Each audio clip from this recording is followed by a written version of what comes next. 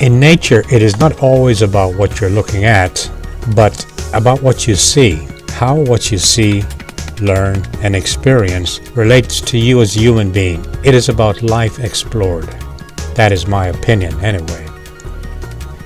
The speed limit sign said 35 miles per hour, but I slowed down to about 25 miles per hour because of what I saw. A little boy, about 8 years old, laying on his stomach on his lawn with a small magnifying glass in his hand as he looked at something. I don't know what.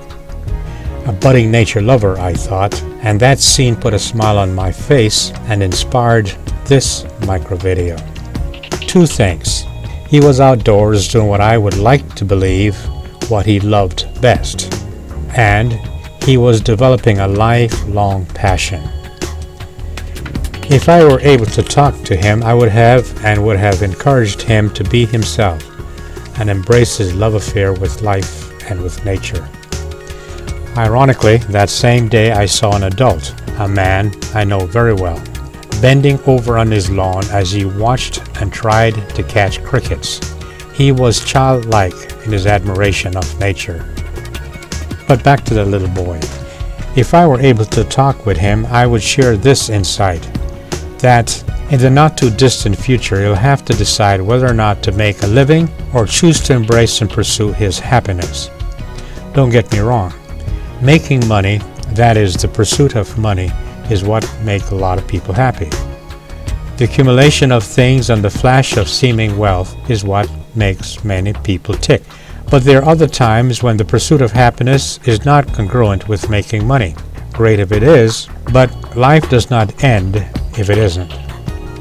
Many people accept the fact that the flash of wealth is more important to the accumulation of friends and acceptance. And in our society, success is measured by how much money one has. Our entire educational system is based on what you do for the accumulation of money. But there's another way of life, that of the pursuit of happiness in spite of the judgment of others. One, if one chooses to do what makes one happy, may even have to live a life as a minimalist, not caring to flash the wealth or to buy the friendships. But there's another way of life, that of the pursuit of happiness in spite of the judgment of others. One, if one chooses to do what makes one happy, may even have a life as a minimalist, not caring to flash wealth or to buy friendships. If this 8-year-old decides to be one with nature and to worship his own sense of spirituality as opposed to following the crowd of organized religion, he very well may find himself in a very lonely world. Others, as he pursues his passion, may well see him as being lazy and non-productive, and in doing what they see as being generous, will do their best to find a more gainful and a respectful employment. Observing nature, being one with nature, painting nature, writing about nature, studying nature, photographing nature, exposing one's self to nature, being in love with nature, in the observer's mind, is best appreciated by watching National Geographic on television, and should not be encouraged as life's work. The naysayers mean well, and they seem to have your interest at heart. Their motive is simple, really. Get you back into the fold of the ordinary, hard-working people. We were born, they say, to suffer and to work our jobs so that we can be respected as good citizens. That is the purpose of life. If I could talk with that 8-year-old and lover of nature, I would tell him or her that it is very possible that he or she may end up having a PhD, not many friends, living as a minimalist while driving an old 15-year-old car. But boy oh boy, what a life. What a fantastic life as you pursue your happiness on your own terms. That one friend that you may have may end up being your entire world. Your car may well be all that you need to go from point A to point B. After all, it's not in your nature to try to impress your neighbors. Your small but functional living space may be the very island that you need to get away from the chatter of the artificial world.